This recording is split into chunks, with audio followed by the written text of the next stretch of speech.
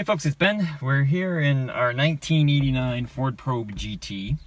We're looking at the stereo system as you see right now. It's kind of dark. This might be a little bit of a dark video. Maybe I can lighten in editing. Anyway, long story short, this car is what, 33 years old? And it has 33-year-old stereo speakers. So I'm going to go ahead and show you how crappy these speakers are. And I can do that because I'm going to use YouTube licensed music. And if I hit play here, our biggest culprit, if I switch over to the front left, is this guy. The best speaker we have is actually the right front, which isn't great. And the left front, or left rear, it's really tinny with no bass, and the other side is all bass and no tin. So we really ought to replace the speakers on this thing. So that's what this video is about. So go ahead and join us on this journey. Here's the pre-sound. And we'll play the same song next time and we'll see how much better it is.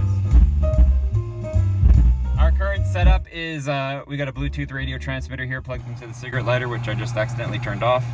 And we're pumping it through my an MP3 player for our YouTube licensed music to get the music to the stereo. So with that, we'll probably start with the passenger side door, and we'll go from there. I said we'd start with the passenger door first, so of course we'll do it the other way, and we'll start with the driver's door.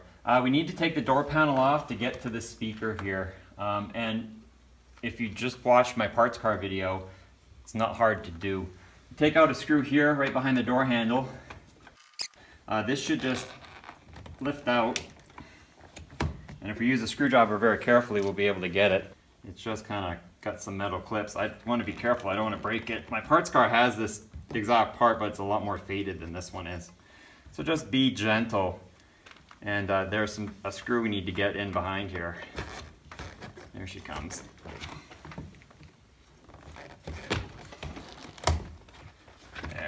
So this comes out, and there's a plug right here that's wrapped in foam. We can just take this off, and this is our power door and window control. It's probably just a squeeze tab in there, so we can detail that and clean the back if we want to.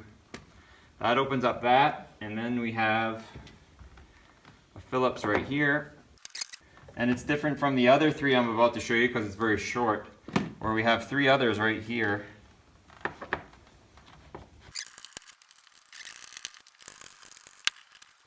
The last Phillips you've got to hit, don't forget about it, it's up here in the corner, and that's keeping this nose piece together. It's just a little guy, but don't forget about it because you'll break the little tab. That's it for screws. So everything else is a plastic rivet, which if you kind of grab a corner of the door between the metal and the plastic and give it a good yank, it'll pop out. And like that was already broken up there because my screw didn't move.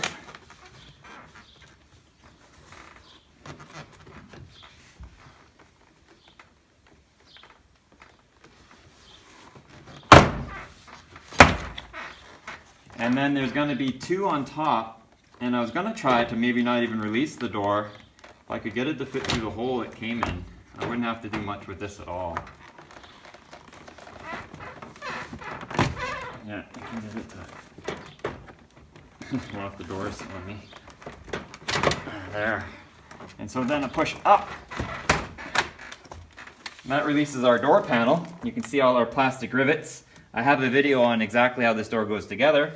And this one, for those that did watch it, it's a September 8th, 1988 door, 1988.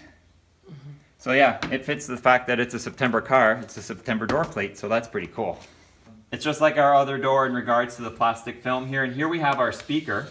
It's going to be held in with 3 Phillips screws, and then there's going to be a cable and a plug that's actually, the nub is right there for it. So go ahead and unscrew the speaker. So I'm just going to put a screwdriver. There's a paper gasket kind of here. And nothing's holding the speaker in except the will of the speaker. So it can just pop right out. And like I said, This one's got a little bit of a bungee, and then there's a cable right on top. It's got a squeeze me, pull me out on the side. I'll show you here in a second. So on the white part of the plug, there's a squeeze part and there's the latch. This is important because we're actually going to desolder and then solder our new speaker to those connections. And this one is marked positive and negative.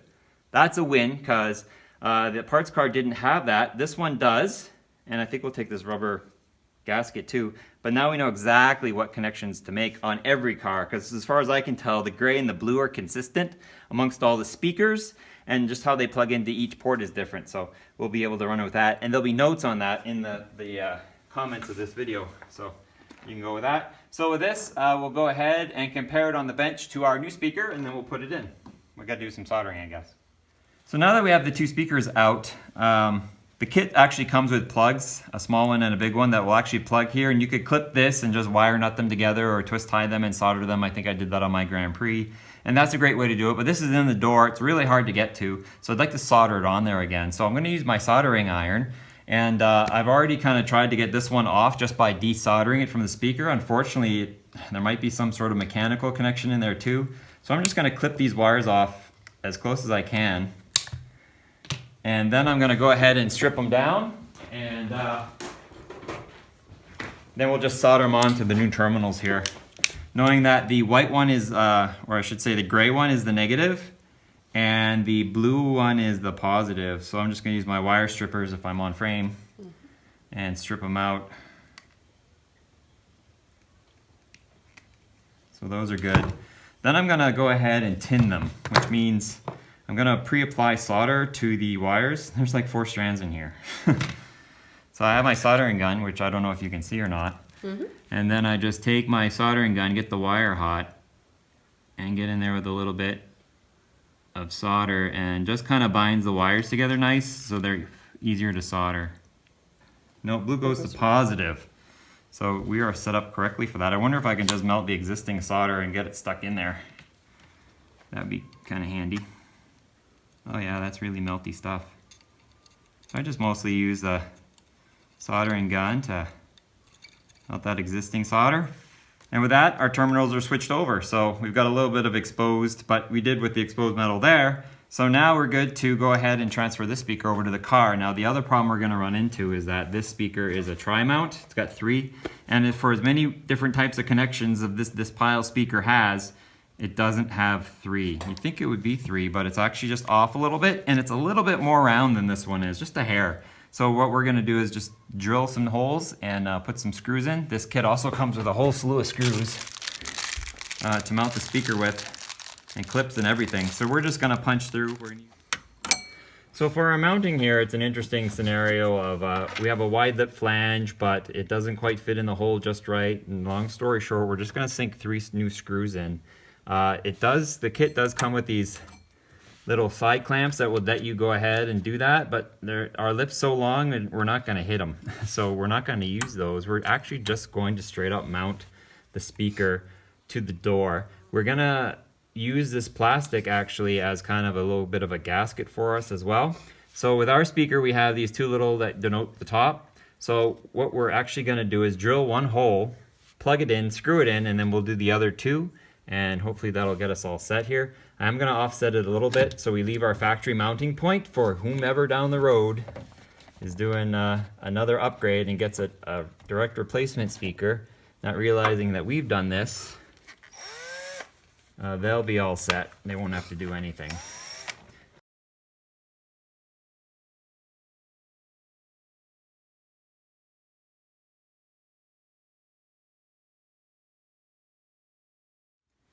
Two things we're going to check for is A, that it works, and B, that the window doesn't hit it. So the window not hitting it, it's kind of a just be careful while you do it type thing. I gotta turn the car on for that though. Because it's so let's go ahead and roll it down.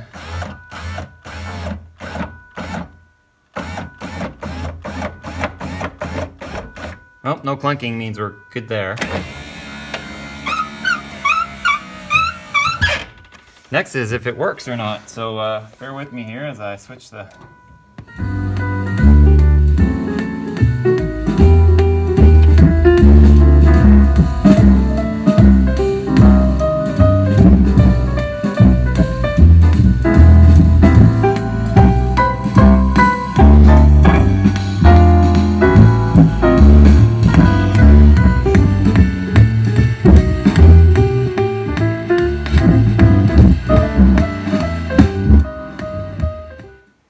wiped down the door a little bit too. Tested the speaker as you saw. Not overwhelmingly awesome, but I think that has to do more with our head unit and perhaps our amp as well. This is a GT, so it has the under the passenger seat amp. I think the speaker itself is peachy, so let's go ahead and put the door panel back on since there's really nothing more we can do. Heads up for those playing the home game, there's wire looms in this door. So when we actually drilled and put this screw in, we actually hit the wire loom. And so just before our window test, the windows weren't working, nor were the door locks. And the reason for that is because the screw was shorting them out and blowing our fuse.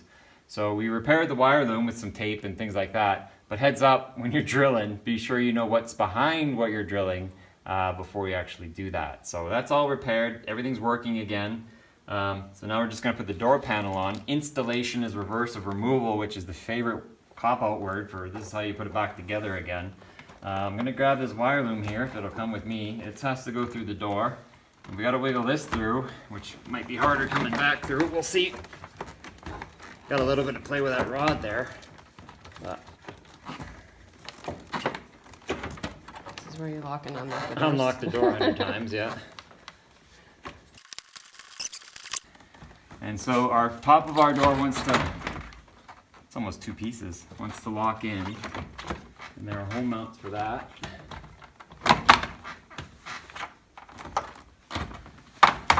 In a little bit.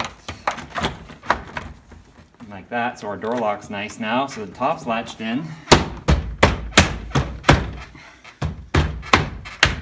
And that bolts in our door again on the outside. You'll see a little bump if it doesn't lock quite incorrectly. So now we can start putting our screw pieces back together again. So we have our little door handle here.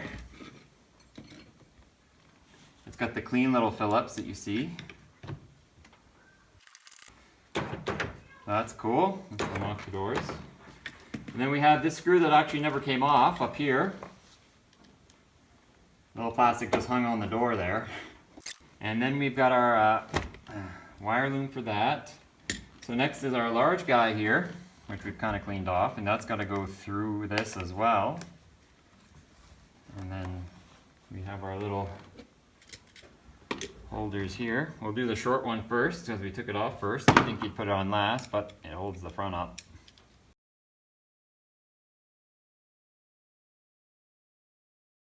Okay, and now my plug, which is gapped so it only goes in one way.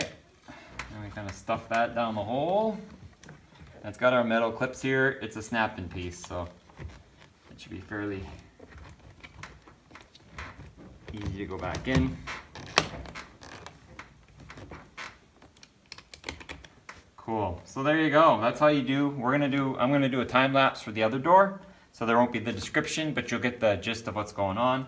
And then we're gonna cut to, we're doing a back speaker here, and we got some customization to do on that. Our 4-inch speakers, which were recommended by a certain automotive website or audio website, said, oh, you need 4-inch speakers back there, but looks like they probably needed about a 5.5, something like that. But we'll go ahead, time lapse that door, and we'll see you in just a bit.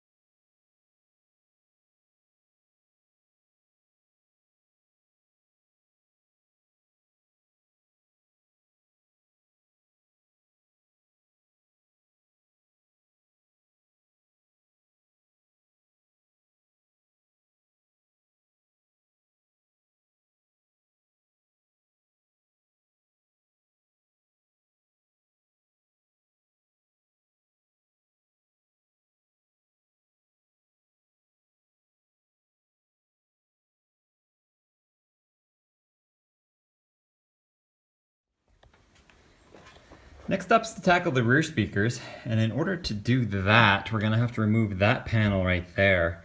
In order to do that, we'll actually take this off, we'll lower the seat, after we take the bottom out there. So let's go ahead and do that.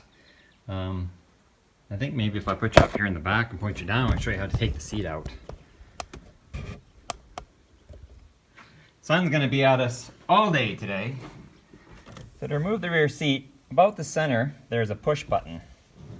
And it's gonna be right under there, but if you poke around with a screwdriver, and you'll wanna poke up a little bit. I think this one's broken actually. I have a replacement to fix it. And on this side, I just have to find the button. It's springy, so you'll know when you hit it, because it should give a little bit. If it doesn't, then move up a little bit. There we go. So take the rear seat right out of it, and I have a parts car that I'm going to replace the rear mat with, because this one's a lot nicer than that. That one's a lot nicer than this one.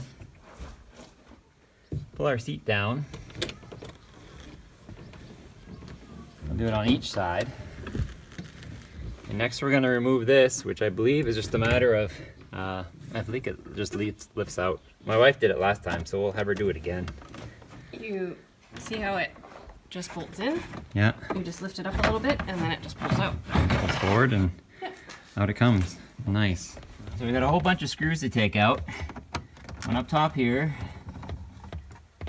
Put them in a little pile right there. We got one right here.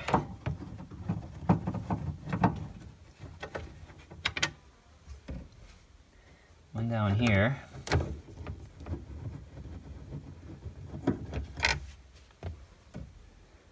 We have to take that one out. I don't think it hurts because then we can pull on that a little bit. So I think we take this one out. And with that, we got our seatbelt to mind. Like we'll pop the little retainer out and get the seatbelt back through its hole. But I think that was about it.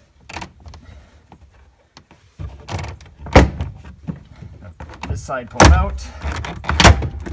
It all pulls out. And there's normally a rivet back here, but it's missing, so we're cool there. And that popped out a little bit for us. This little trim piece, I don't remember it being on the other car, but we should just pull it out. Now this clip down here, the seatbelt is, it's got a little square that you can pop out from the back side, and that lets the whole seat belt go through the hole here. So you pull the belt out, slide the clip in, slide the belt through, and your panel is now free, and there's no wiring. So I can just hand it off to my assistant slash car owner, and that leaves us here in our rear compartment. So we've got all our plastic and fun stuff here. Our stereo actually plugs in right here. So you push the button and pull this out, and then that leaves our connector here. But we're gonna take this whole assembly out because there's a lot of foam here, and I believe these are 10 millimeters. So there's 3 10mm bolts, and we'll just pull the whole assembly out, and then we'll take it to the bench. So let me grab a 10 mil ratchet, and we'll take it out.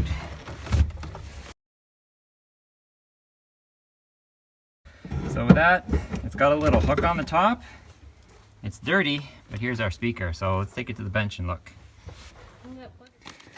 So here's our speaker assembly. We've got our blue-gray, and this one is marked negative and positive really nice again. So that's cool. Blue is the positive and gray is the negative. But this whole assembly actually has to come off. This is a USA speaker even. The actual size of it, I think we measured to be like a 5-inch. I guess. So 5.5. Yep. Certain magazine had us, or online had us get 4s.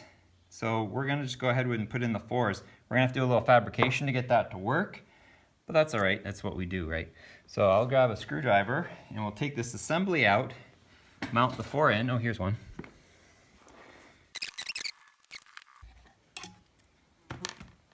And I noticed it had been a little bit of a press fit. Like the space, now that's because maybe it was swollen with rust. Tough to say, but you want to just pry in here a little bit. It's fairly tight, and I get these separated. Looks like the This connector too looks like it comes forward maybe.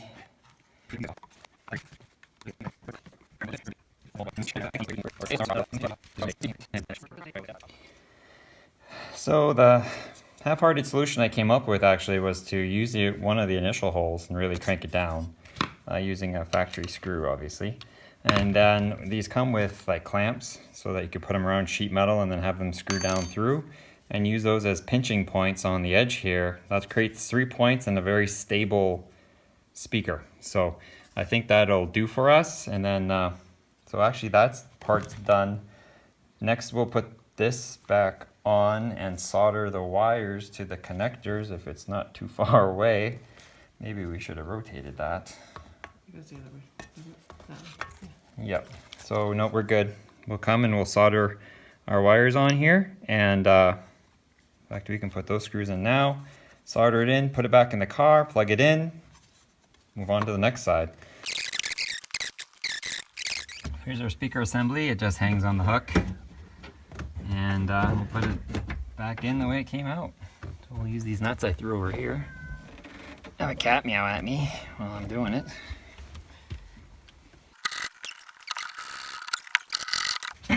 So that's mounted on. So I think next up for us is to plug it in before you get too crazy there. Only plug in one way. Put that little diaphragm back up. Keeps the dust barely out, and then I'll need my panel. So okay, we got that locked in. We tested it. It works great. It's some non-licensed music, just to be sure. So now we got we'll bring our seatbelt up through again. Hopefully you can see it better this time, or just as well. Pull the seatbelt through, pull a little square bracket for it through, and then set it back in. And that just keeps the seatbelt from falling in behind the panel. There.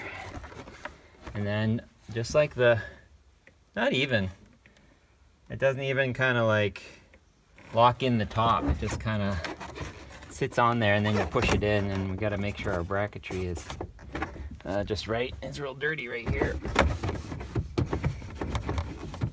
Something you'll never get with a toothbrush. There we go. Got that going in there.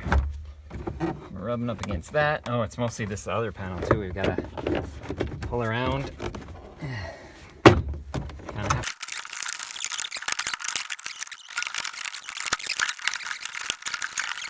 That screw hole's lined up, which means these should all line up. There you go. What about there by that seatbelt? Is there one there? There's a screw up here. Yeah.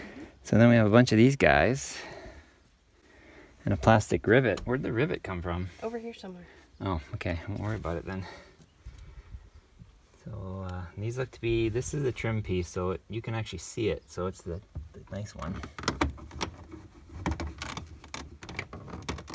And then these go into the panel. There's 3 of them. Here. Here.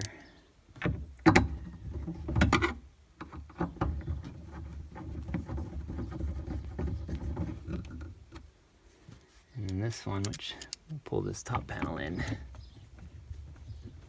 The chicken has a mouse.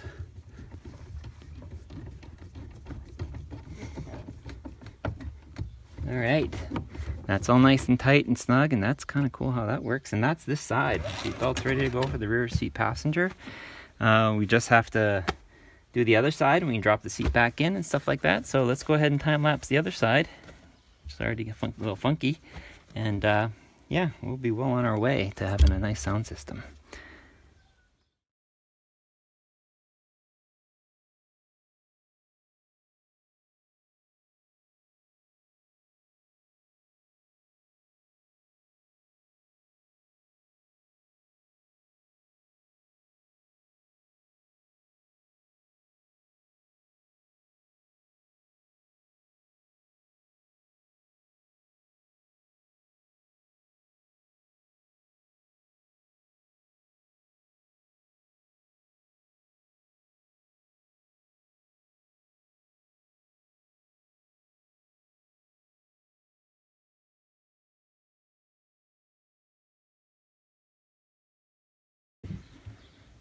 Well, that was fun. Not really. Okay, so I gotta drop the seat in. I'm gonna change this out first. I broke it when I first originally did the fuel pump on this car, which there's a video for that as well. That one's fine over there. We'll drop the rear seat in, and but what we'll do is we'll just catch you back here on when we do the musical test. So catch you in a sec. All right, so we got our stereo going. If anything, I can hear consistency. Because that speaker, a little tinny.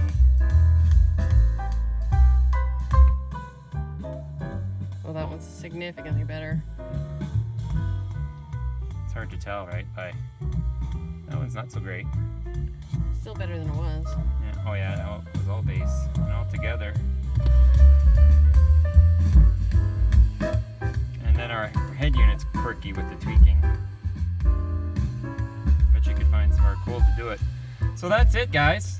That's a video on how to change your speakers. We went with some really cheap Amazon units. They're 30 bucks a pair. So 30 for the fronts, 30 for the backs.